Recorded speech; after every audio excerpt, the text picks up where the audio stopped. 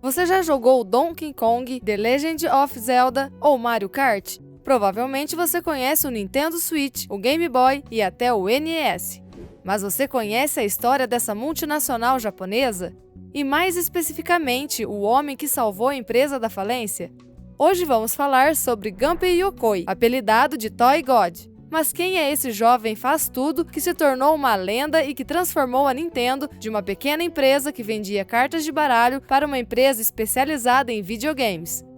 Em 1941, nasceu em Kyoto. Desde criança, era apaixonado por DIY e eletrônica. Ele adorava fazer seus próprios brinquedos e sonhava em fazer disso sua carreira. Ele estudou eletrônica na universidade. Apesar das suas ambições, ele não conseguiu trabalhar para os gigantes do mercado que tanto admirava. Decidiu aceitar um emprego como eletricista na Nintendo, até então um modesto fabricante de jogos de cartas. Mas primeiro vamos relembrar a criação da Nintendo. A marca nasceu em 1989. Inicialmente chamava-se Nintendo Kopai, que significa "deixemos a sorte para o céu".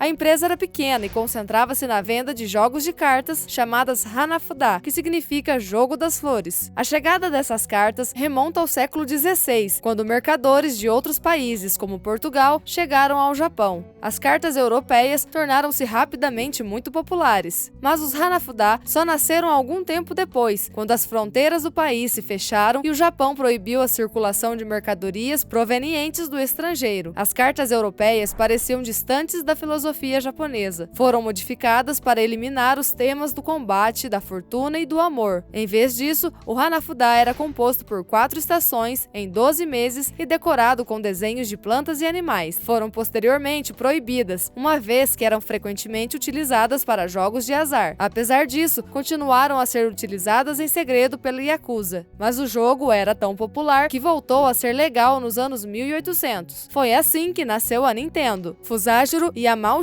o fundador da empresa, fez e pintou ele próprio as cartas. Estas tornaram-se rapidamente populares no Japão. Alguns anos mais tarde, no início dos anos 1900, a Nintendo criou as primeiras cartas de estilo ocidental. Estas foram exportadas para o estrangeiro, permitindo a expansão da empresa. Em 1929, Fusajiro aposentou-se e deixou o negócio para o seu genro, Sekiryu Yamauchi. Ele decidiu que, além dos cartões ocidentais, os Hanafudas também seriam distribuídas no exterior. Ao mesmo tempo, Sekiryu teve um neto, Hiroshi Yamauchi. Muito jovem e abandonado pelo pai, foi criado pelos avós. Sabendo que se tornaria o futuro chefe da empresa Nintendo, Sekiryu lhe deu uma educação rigorosa, baseada no respeito ao trabalho e às tradições. Mas quando ele tinha 13 anos, a Segunda Guerra Mundial começou. Muito jovem para se tornar soldado, ele teve que trabalhar em uma fábrica militar até o fim da guerra. Aos 18 anos, ingressou na Universidade Waseda para estudar Direito. Um ano mais tarde, os seus avós arranjaram-lhe um casamento. Casou-se com Michiko Inaba, filha de uma família de samurais. Quando ele tinha 21 anos, continuava os estudos, mas seu avô foi hospitalizado. Mesmo relutante, ele assumiu o controle da Nintendo. Seu objetivo era diversificar a empresa. Foi graças a ele que a marca se tornou uma multinacional conhecida em todo o mundo. Primeiro, ele apresentou os primeiros cartões plásticos japoneses, que foram um verdadeiro sucesso. Então decidiu visitar a United States Playing Card Company, principal fabricante de jogos de cartas. Ele então percebeu que o negócio de jogos de cartas tinha apenas um potencial limitado. Voltando ao Japão, decidiu adquirir uma licença para usar personagens da Disney em seus cartões, a fim de impulsionar as vendas. Infelizmente, as vendas estavam caindo e a Nintendo precisava se renovar se quisesse sobreviver. Foi nessa altura que Gunpei Yokoi se tornou concierge da marca. A sua função era fazer a manutenção das máquinas que colavam as diferentes camadas de cartão. No seu tempo livre, entregava-se à sua paixão pela bricolagem. Por isso, criou um braço extensível que podia ser utilizado para apanhar objetos à distância.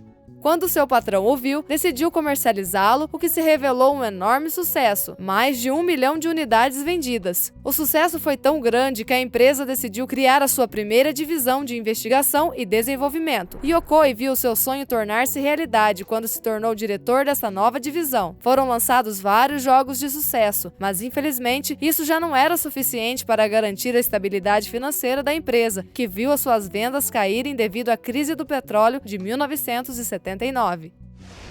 Foi nesta altura que a Nintendo decidiu voltar-se para os videogames. Queriam competir com o mercado americano, onde os jogos eletrônicos eram um verdadeiro sucesso. Algum tempo depois, no trem, Yokoi vê um passageiro escrevendo numa calculadora para passar o tempo.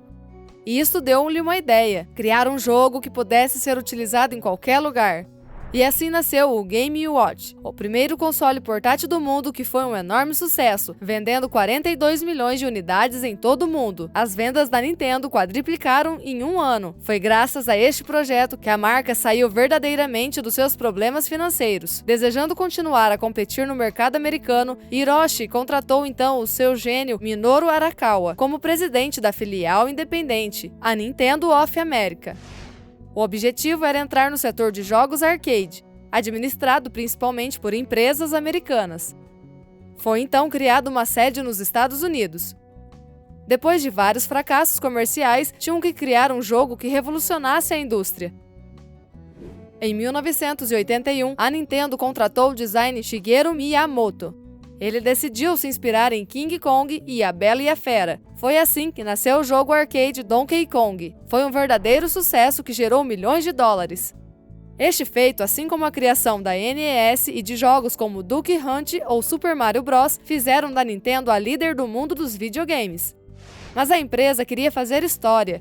Em 1989, Yokoi foi convidado a criar um novo console de jogos. Ele então decidiu fundir o NES e o Game Watch para criar o Game Boy. O console foi inovador e a Nintendo foi vista como uma ameaça para outras empresas. Foi mais uma vez um sucesso em escala internacional, permitindo que a Nintendo ganhasse milhões e adquirisse verdadeira estabilidade financeira. Apesar de seu sucesso, a paixão de Yokoi não existia mais. Na verdade, graças às suas ideias inovadoras, a empresa de cartões tornou-se uma multinacional.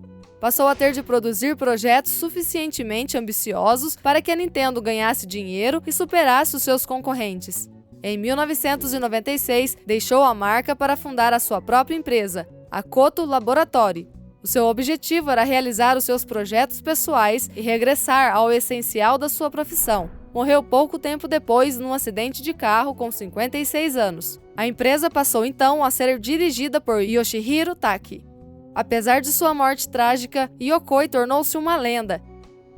Em 2003, ganhou o prêmio Game Developers Choice Award pelo seu percurso de vida.